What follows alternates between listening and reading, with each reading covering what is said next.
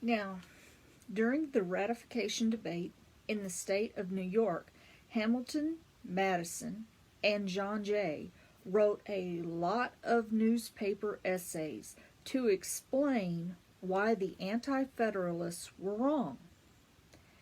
They stressed the weakness of the Confederation and the advantages of a strong, permanent national union. They argued that the government needed to be able to be taxed and provide for the national defense. The first state to ratify was Delaware on December 7th, 1787. The last of the 13 colonies was Rhode Island, May 29th, 1790. 2.5 years later, although some states were against it, in the end, all the states that we had at the time signed it. There had been some discussion at the Constitutional Convention of a Bill of Rights, but the idea was struck down because they felt no need for a Bill of Rights in a federal constitution of limited powers. See, the government is not supposed to have all that power. However, this became a rallying cry for the Anti-Federalists in the ratification debate. So the advocates agreed to add one in the first session. The first session of Congress. When Congress convened in March 1789, Representative James Madison took charge of the process.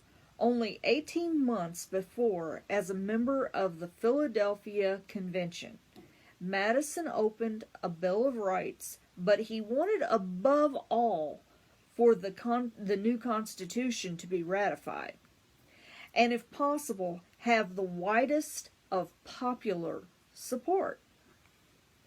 If that meant adding a Bill of Rights when Madison would draft one himself. So he took it upon himself to make sure that, the language that was in the Bill of Rights didn't affect the Constitution. So he wanted to make sure that these early amendments did not impair the Constitution's original design. Based largely on George Madison's Declaration of Rights written for the Virginia Constitution of 1776, 17 amendments were quickly introduced. Congress adopted 12, and the President of the United States had ratified 10 amendments, now known collectively as the Bill of Rights. The first two proposed amendments concerning the number of constituents for each representative and the compensation of Congress were not ratified. The First Amendment guarantees substantive political rights involving religion, speech, press, assembly, and petition, recognizing certain areas that are to be free from federal government interference.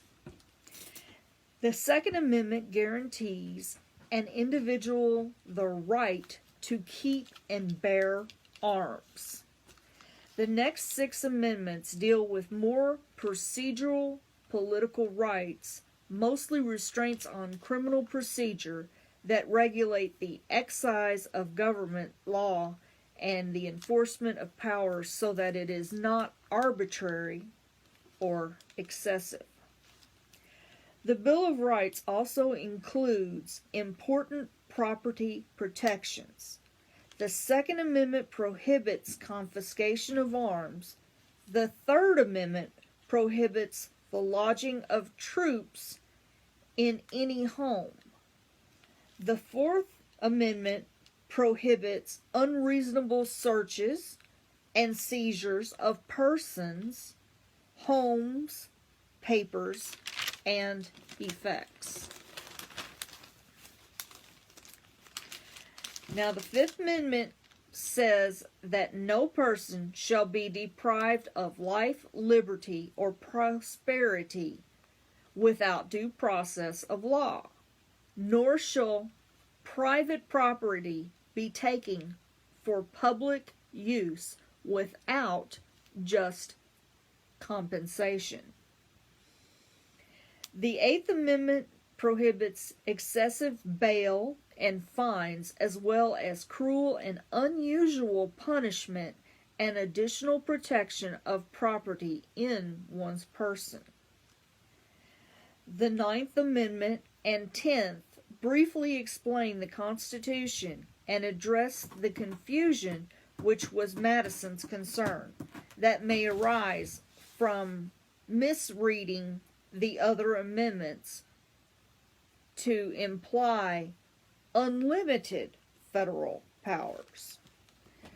See, the purpose of the Constitution is to protect rights, not from the government, but from our human nature, and thus belong to the people themselves, and to limit the power of the national government to those delegated to it by people through the Constitution. That has you for today.